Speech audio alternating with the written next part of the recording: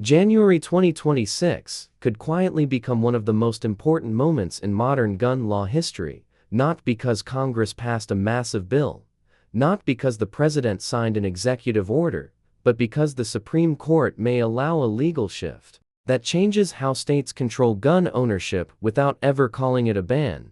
And once that door opens, it doesn't just affect California. It affects every gun owner in America. I'll explain what the Supreme Court is actually deciding. January 2026 matter show states could use this to restrict gun ownership indirectly and what this means for your rights going forward. Stay with me, because this isn't about politics. It's about how rights disappear quietly. What's really happening? Most people think gun laws change one of two ways. Congress passes a law or a state outright bans something, but that's not what's happening here.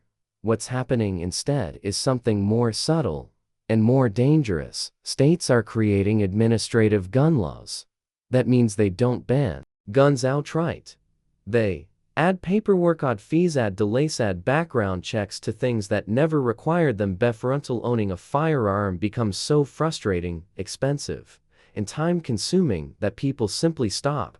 The Supreme Court is now being asked, can states regulate gun ownership through indirect burdens instead of direct bans? That's the real question. Why January 2026 is the key data. January 2026 isn't random. That's when multiple delayed enforcement gun laws fully activate, especially in states like California. These laws were written with delayed deadliness, phased enforcement, and legal gray area. Because delayed laws are harder to challenge in court. By the time they fully activate, courts often say, the system is already in place, and once the Supreme Court allows one state to do this, every other restrictive state copies it. That's why January 2026 matters nationwide. Why this is a Supreme Court issue. The Supreme Court already ruled in Brune that gun laws must follow historical tradition.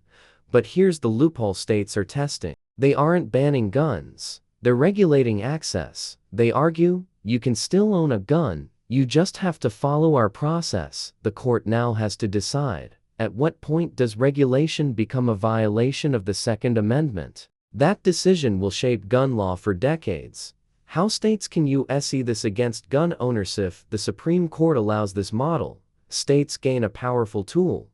They can require background checks for parts, require registration of components for all purchases through limited dealer CFEs until ownership becomes unaffordable. No ban acquired. No headlines. No outrage. Just slow, quiet restriction. That's why gun control advocates love this strategy. Why California is the test case. California is the testing ground.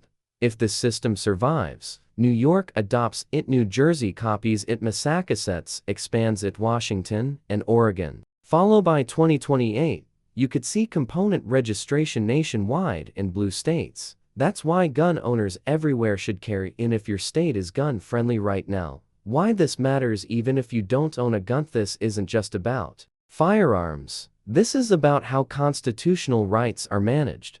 If a state can delay a right, price it out of reach, bury it under paperwork, then no right is safe. Not speech, not privacy, not due process. Rights that only exist when the government allows them are not rights, they're privileges. WHAT happens next between now and January 2026. Lawsuits will be filed. Lower courts will conflict. Emergency injunctions may happen, but the final word will likely come from the Supreme Court. And whatever they decide will set precedent. Either states are stopped from indirect bans or a new era of regulatory gun control begins. There is no middle ground. Final thought: ask yourself this. If you have to rush to exercise a constitutional right before the government makes it impossible, do you really have a right at all? January-May 2026 answer that question.